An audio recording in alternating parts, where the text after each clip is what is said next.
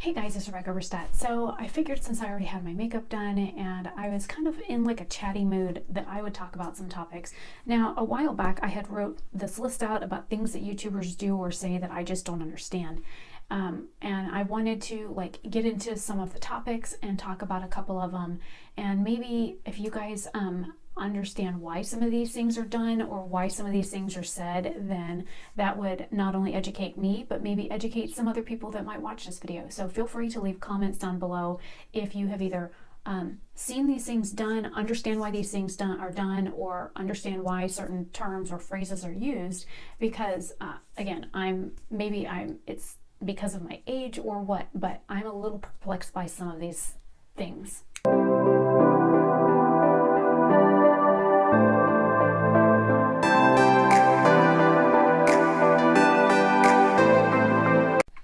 Okay, so the first topic is empties. I see quite a few YouTubers actually doing like empties videos, and as an example, in here I always keep like a Walmart bag or a grocery bag on the back of my door with things in it.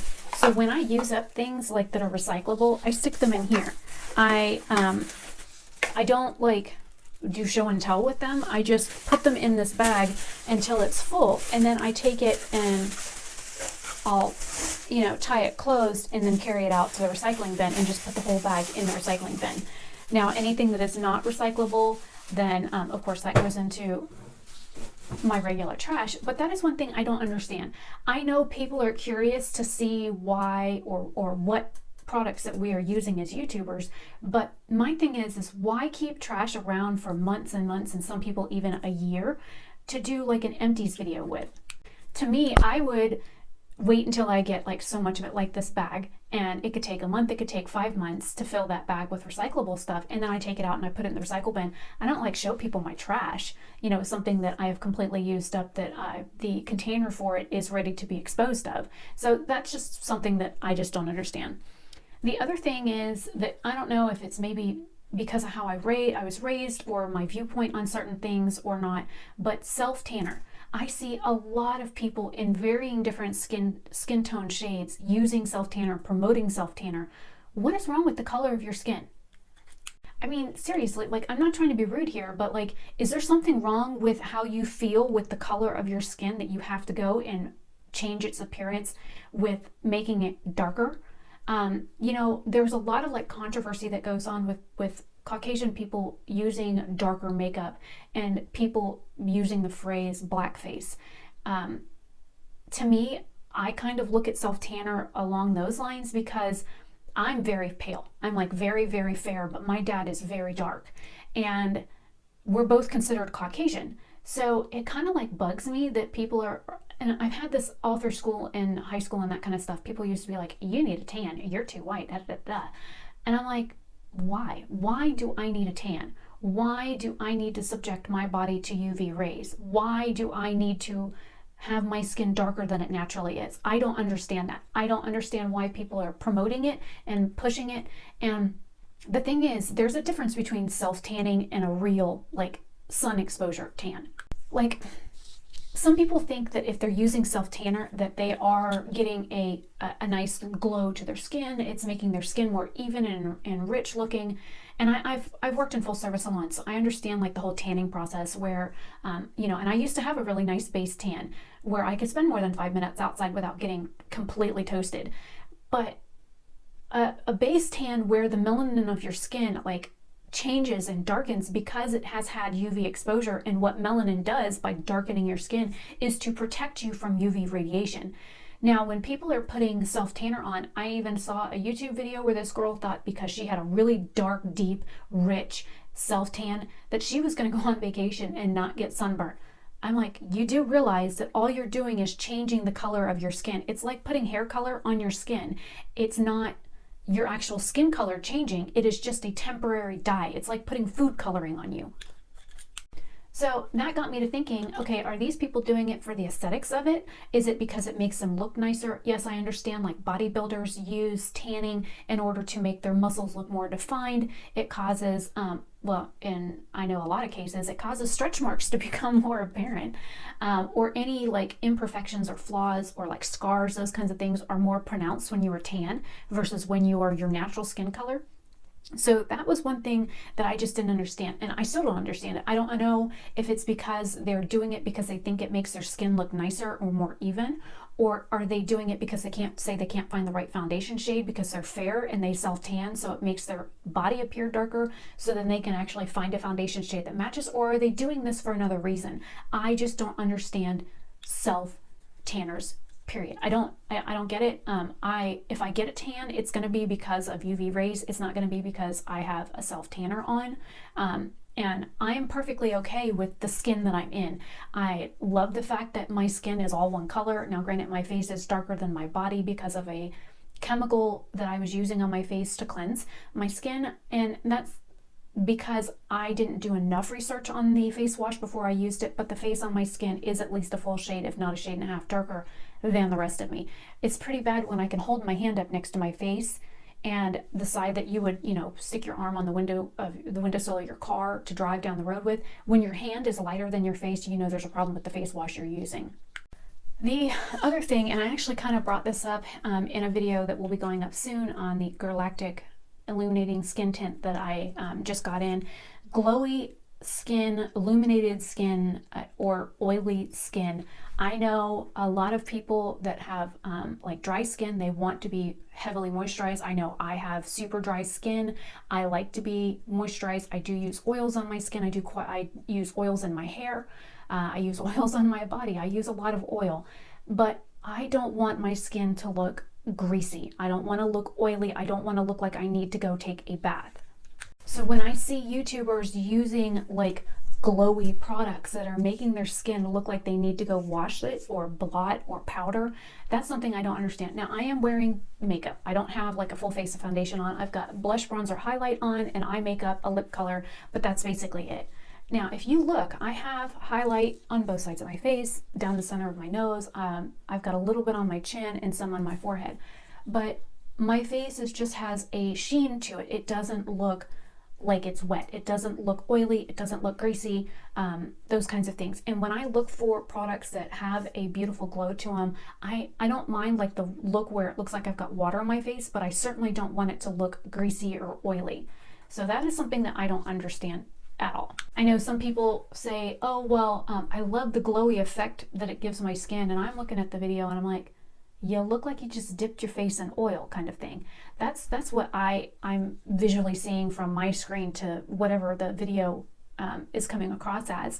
Now, I know some of the YouTubers that I watch, when they use oils and stuff under foundations and then they put a foundation on, their foundation looks a little bit more luminous, more like there's light to it. There's that hint of glow.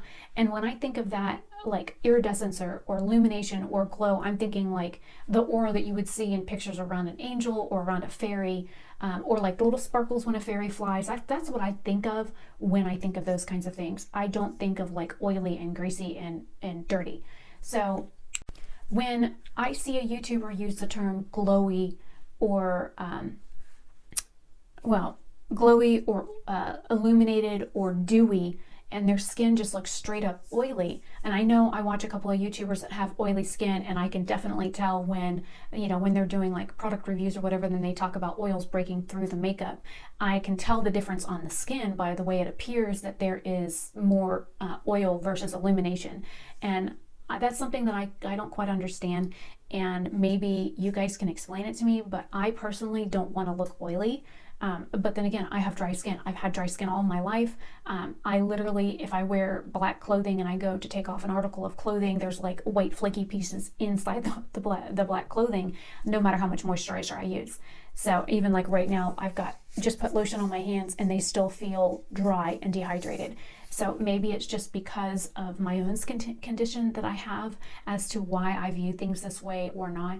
But maybe you guys can illuminate this for me, because I'm a little perplexed.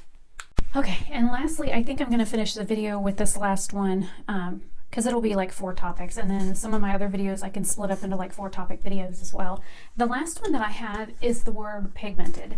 I have seen like Jeffree Star use the word, oh, well, this shadow is so pigmented, or that's not very pigmented enough.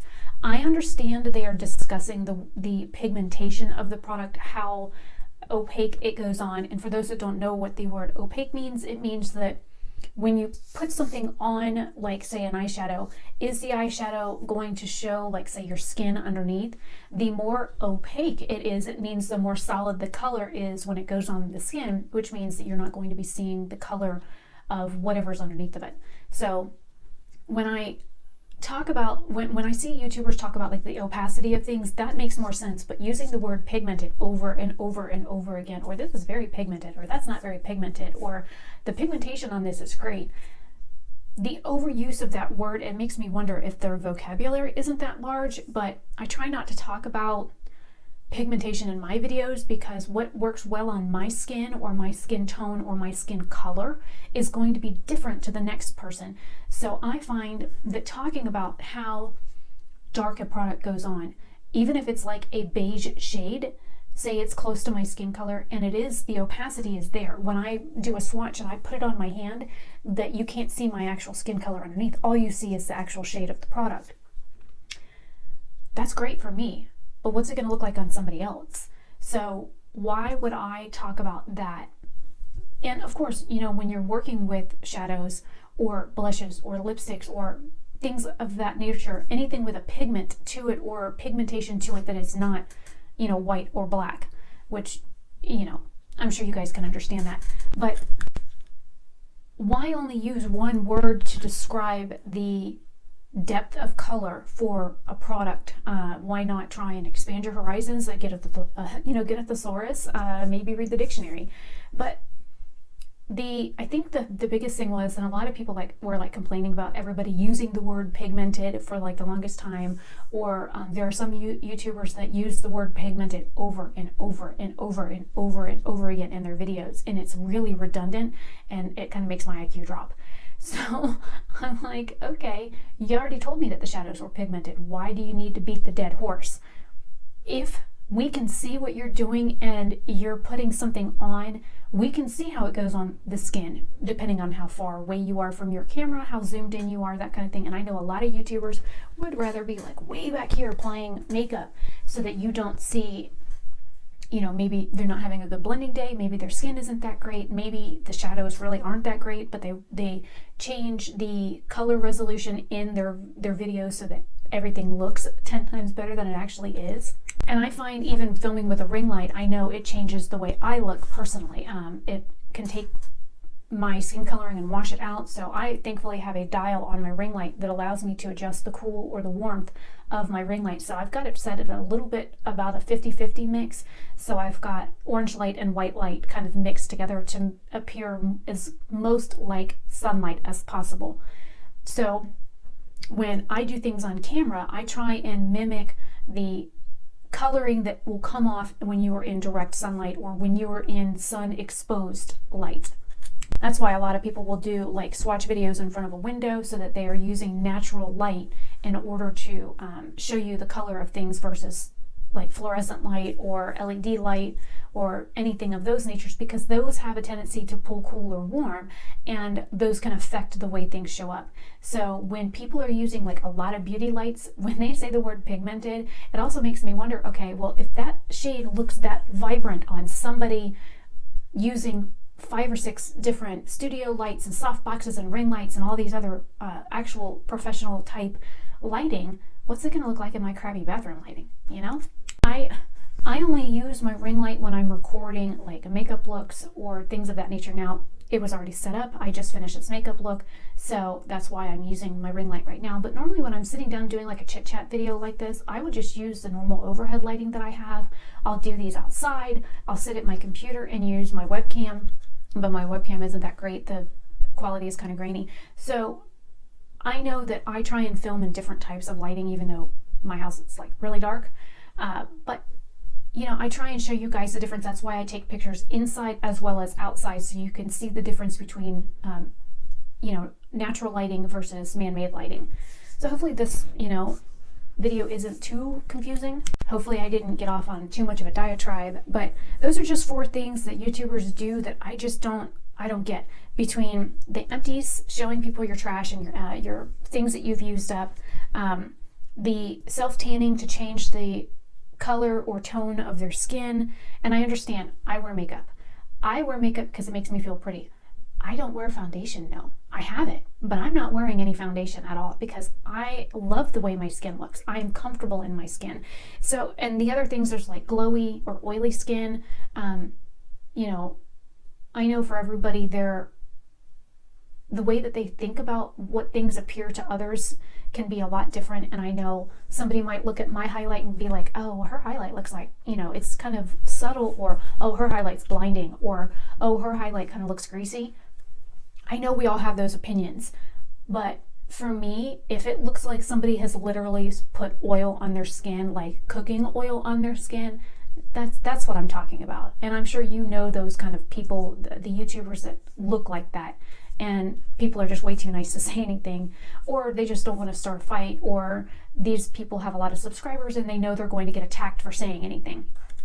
I'm kind of at that point in my life where I'm 38 years old. I honestly don't give a crap what anybody says anymore. Yes, things bother me, but am I going to ask somebody not to do something or to go and do something on my behalf because I'm butthurt about something? No. I had a falling out with somebody the other day, and I know people in my life that are still friends with that person and still watch that person and still follow that person and engage with that person. But I'm not going to say, you know, hey, that person's an absolute bitch, don't have nothing to do with them. I'm going to say, well, it's finally come to that point where I'm done. I've washed my hands of the situation and I'm done, just so that they know why I'm not interacting with that person anymore.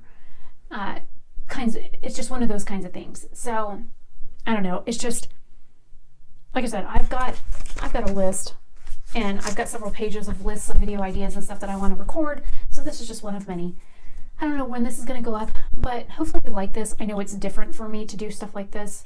I'm trying to record things that either come to mind or things that I know I'm interested in finding out more information for, or I don't know, just things in general. Things that I know I personally would watch, things that I'm interested in, things that I'm interested in learning more about, that kind of stuff. That's what I film, that's what I record, that's what I like to do. And hopefully you guys like it too. If you have any information or helpful hints or whatever on any of these topics, then please leave them in the comment section down below. I would like to maybe open this up to discussion, and maybe we could talk about these on a live stream if you guys are interested, and let me know. I will see you guys in another video very soon. I'm Rebecca Oberstadt. Hopefully you have a great day or night wherever you are. Bye.